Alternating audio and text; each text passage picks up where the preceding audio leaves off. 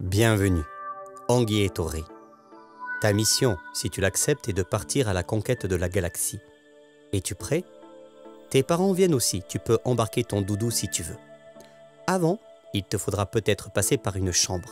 Si c'est le cas, nous y voilà.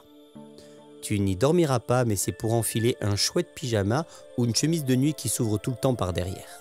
L'équipage de ton expédition est présent aussi pour t'expliquer les consignes du vol. Ils vont t'installer un brassard qui gonfle et dégonfle comme à la piscine, appelé aussi un tensiomètre, une petite pince que l'on place au bout de ton doigt, appelée aussi un oxymètre. Avant ton départ, tu pourras te détendre un peu avec un chouette dessin animé que tu pourras regarder sur l'écran de contrôle. Un si grand voyage nécessite une bonne préparation. Dans la fusée, tous les objets métalliques sont interdits.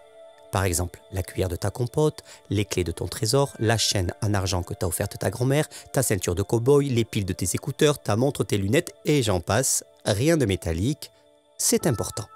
Il te faudra aussi être sage comme une image et immobile. As-tu bien réalisé tes entraînements pour faire la statue? Voyons. Impeccable, trop fort, tu es prêt. Il ne faudra pas bouger d'un cil.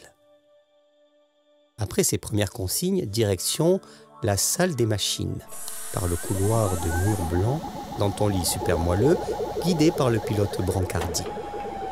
Tu as ta carte et ta boussole? Le premier qui la trouve a gagné. À vos marques. Prêt? Feu? Partez! Nous y voilà. Le chef de cabine t'explique que tu rentreras dans ta fusée, un long tunnel blanc, à l'aide d'un tapis roulant. Maman ou papa restera près de toi. Une fois dans ta fusée, pour garder le souvenir de ton voyage, on prendra des photos de toi. Des photos un peu spéciales car il s'agit de l'intérieur de ton corps. Durant le décollage, tu vas entendre le bruit très puissant et très fort des moteurs de la fusée, aussi intense que des tam-tams africains. Tu aimes la musique? Tout va bien. Notre commandant en chef te donnera des protections en mousse toutes douces pour tes oreilles. Dans la salle des machines, il te faudra maintenant enfiler ton scaphandre de cosmonaute. La classe. Tu es installé dans un lit spécial fusée. Ceinture attachée? Affirmatif. Casque de cosmonaute en place? Affirmatif. Micro branché? Test. 1, 2, 1, 2. Affirmatif. Sonnette activée? Affirmatif. Et oui, grâce à ton micro, tu pourras parler à la Terre et nous raconter tes sensations. Tu nous entendras aussi depuis la tour de contrôle pour te guider et te donner les consignes à suivre pendant le vol de la fusée, qui va durer entre 20 et 30 minutes. Tu as aussi une sonnette dans ta main si tu souhaites appeler l'équipage en cas de besoin.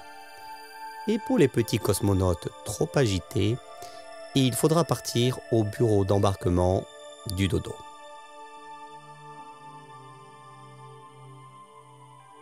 Dans ce cas, pour faire venir le marchand de sable, notre commandante du sommeil, lors d'un rendez-vous, prendra soin de te donner à toi et à tes parents toutes les consignes.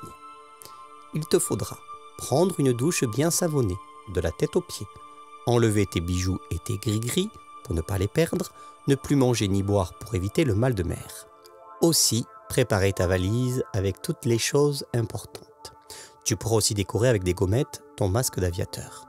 Pense aussi à ton carnet de santé, ta carte vitale, ta carte d'identité et ton passeport indispensable.